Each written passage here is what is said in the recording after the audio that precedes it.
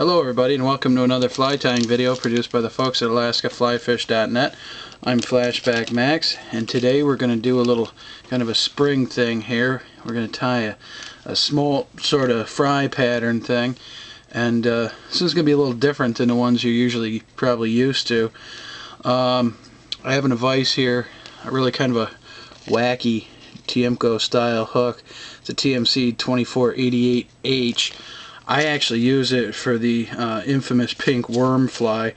It's kind of more of a nymph hook, but I think it'll work because it'll give the fly a much more flowing sort of feel to it. This one's going to be kind of weighted. It's going to have like a clouser eye to it, but they're real small. If you go to a fly shop or maybe look at Cabela's or something online and try to get the smallest little dumbbells you can get, I think it'll work good.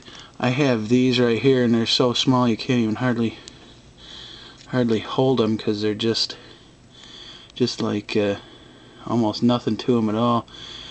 I originally got these for tying real small sand eel patterns for striped bass fishing back here, and I made a mistake on the size of the order and thought they were a little bit bigger, but actually they turned out to work really well.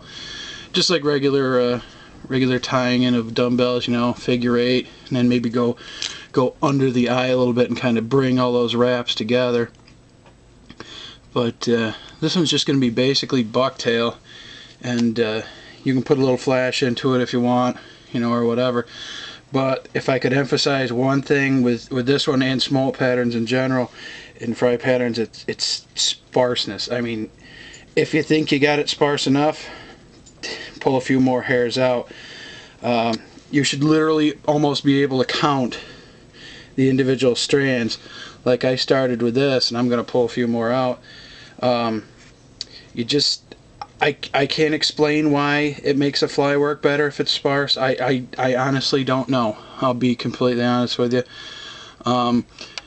Just kind of measure, see about, you know, visualize in your mind about how big the fry are going to be, and just kind of get that in there, make a few loops, and it's going to stick up like that. You're going to freak out and think it's something terrible, but it's not. So just take it back, lay it back like so, a couple more times.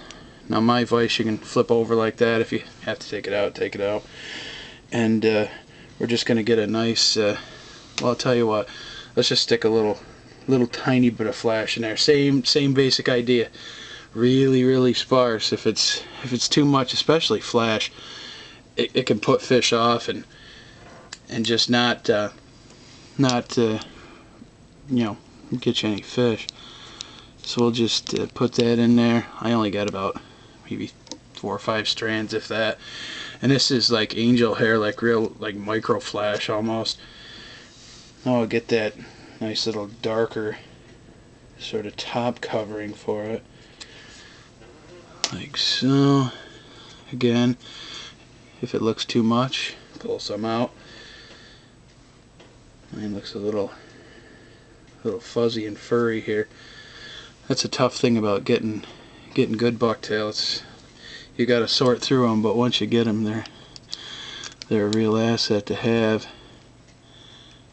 Get that around, tie that in, like so, like that. Let me find my whip finish. Talk about being prepared. Get that on there like that.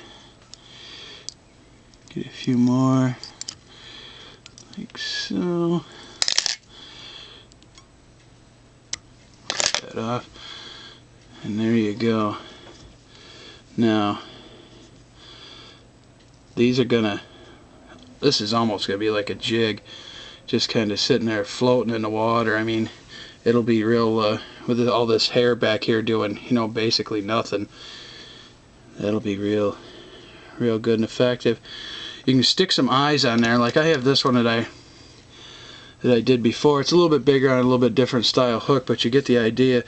You might want to take some epoxy, you know, or whatever, and stick it on there, after you paint these eyes make a huge difference on flies too. And also what I did with this one is, you can see it kind of more down here. I just took a, just a permanent magic marker, Sharpie or whatever, and just drew some par marks on it. And that's another, visual cue to those fish, that they see that pattern in the water and they just keep putting, 1 and 2 and 3 together. It's that size, that shape, that color. It has eyes, it has the par marks. Poof, they're going to take it. And that's a good lesson with all kinds of different flies. If you can put those cues in a fly, you're much more likely to get them to commit to it. But that's basically the pattern. I mean, these don't look all that much different, just the hook size is, of course a little smaller on this one, but nice and wide gap, so they'll come up. And this would be great for dead drifting, because it'd flop all over and everything and look like a little one lost in a current. But, well, if you have something you'd like to see, why don't you give me or Jason a rattle, and we'll see what we can do for you.